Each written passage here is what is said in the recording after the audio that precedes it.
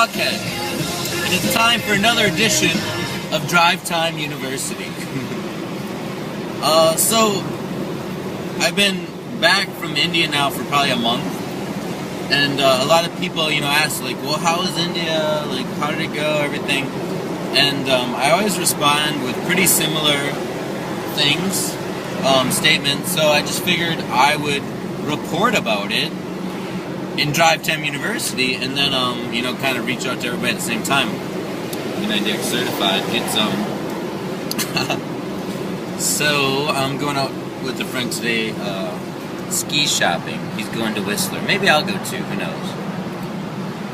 But India, yeah, so people always ask, like, oh, how was India? What was it like? And the first thing I always respond with is, it was life-changing. It really was. And I would have never, like, just booked a ticket to India and, like, gone and hang out, because it just wasn't something I held very valuable, or it was on my bucket list, per se.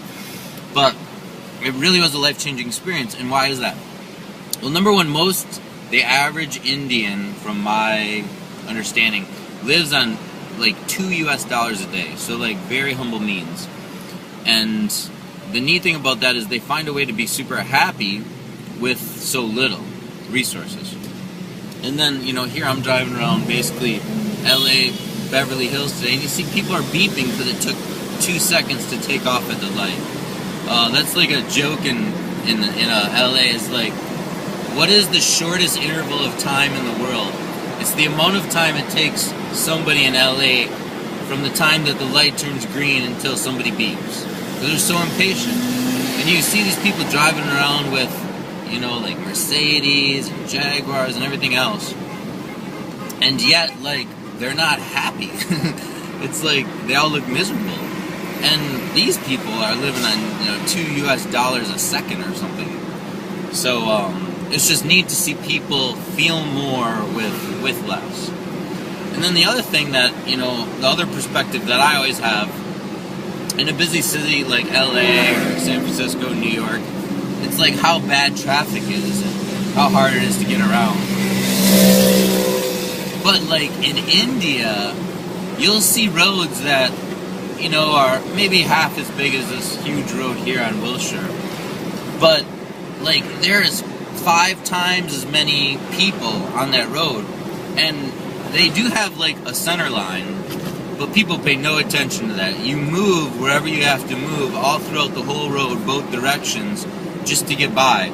And I think the whole time I spent in India, like 15 days, I might have seen traffic stop once. Like literally, I might have stopped in traffic just one time, and that was on the highway, like when they were doing construction. But otherwise, traffic is always flowing. Now, you might not be going 70 miles an hour. You might be down to like, probably, I would say the average was about 35 miles an hour the whole time. And so kind of slow, but always moving. And so I think that has a lot to be said too for how we can use our resources more efficiently. I was overwhelmed at the number of motorcycles. So, cars are expensive. You got one person, a whole car, all the gas, all the room it takes. But I've seen as many as 4 people on a motorcycle in India. And I'll try to put a picture of it right here.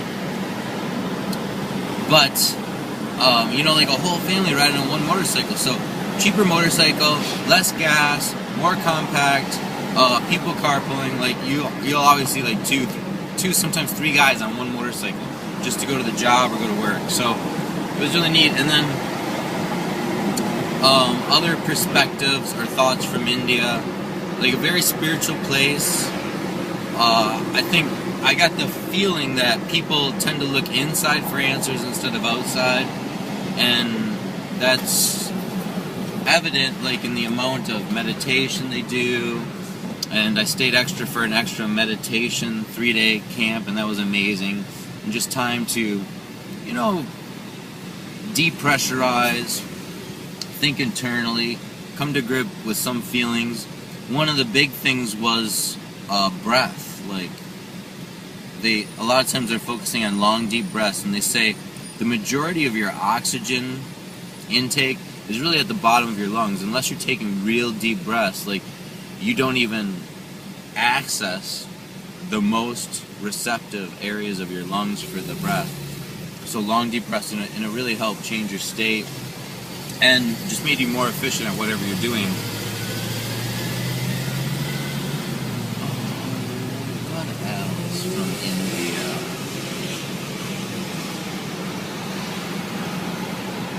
I guess the other thing I would say is, I went on it was a private trip with Tony Robbins, which was just amazing. I think the dollar goes a long way, of course, in India.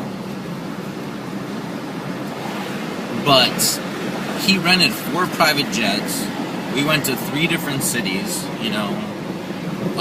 We stayed in at least 2 palaces that were, from what I hear, 2 of the nicest palaces in all of India. And just royal treatment. So it was neat to see how far your dollar could go. And there's no question in my mind that, he really knows how to live and how to treat people. Very many amazing, great speakers. We did some trance dancing, a lot of meditation. Went to Oneness University. But one of the neat points for me was that we were able to see Ramadas via live conference, kind of Skype type call. And this man's been through a lot. He used to be a Harvard professor, then did a whole lot of things with psychedelic drugs to, reach inner enlightenment, and then was able to recreate all those same feelings and insights without drugs in India through meditation. Wrote some books on that, had a stroke, so very limited, use of one arm, but still pays it forward by telling people what that experience is like and give them many more insights in life. So, just really neat experience. I know a lot of people have asked, so I wanted to try to share it with as many people as possible. One time, one stone, hopefully several birds. So enjoy, and if you have any other questions about it, hit me up, Facebook, YouTube, all over, and we will share more of that experience with you. Thanks for listening. Thanks to anybody that listens, and love to anybody that comments. Peace out.